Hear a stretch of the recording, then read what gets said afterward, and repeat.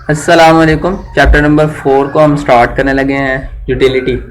Utility क्या होती है? Utility mean the amount of satisfaction, player, benefits which a person get for from consumption of good और services.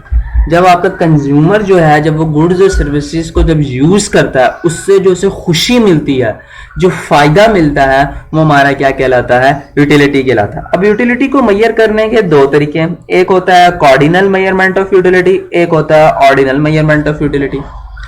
तो सबसे पहले हम लोग कार्डिनल मेजरमेंट ऑफ यूटिलिटी को जो है वो डिस्कस करते हैं।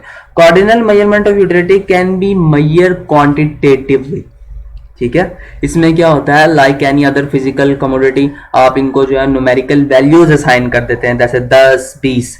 इसके बेनिफिट्स की अगर मैं बात करूं, benefits of cardinal measurement, it become easy to compare the utility between different goods. अगर आप दो गुड्स की या दो से ज्यादा गुड्स की जो है वो यूटिलिटी फाइंड आउट करना चाहते हैं, तो ये आपको इजीली जो है, अगर आप कार्डिनल मेजरमेंट अप्रोच यूज करते हैं तो आपको इजीली बता देगा।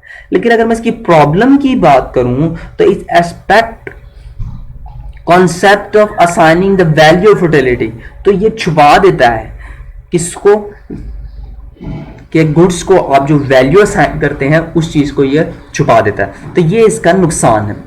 उसके बाद हमारे पास आ जाता है जी ऑर्डिनल मेजरमेंट ऑफ यूटिलिटी। इसमें क्या होता है, इसके अंदर जो होता है आप क्वांटिटेटिवली नहीं करते, आप जो है चीज़ों को न्यूमेरिकल वैल्यूज जो होते हैं वो असाइन नहीं करते। आप क्या करते हैं, डिफरेंट कमोडिटी अज्यूम करते हैं।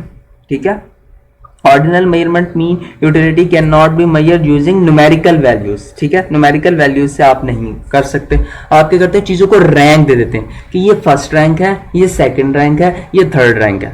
तो कार्डिनल मेजरमेंट अप्रोच में आप न्यूमेरिकल वैल्यू दे देंगे और ऑर्डिनल मेजरमेंट अप्रोच में आप रैंक दे देंगे कि ये फर्स्ट रैंक पे कमोडिटी आती है, ये सेकंड। कमोडिटी क्या होती है? चीजें।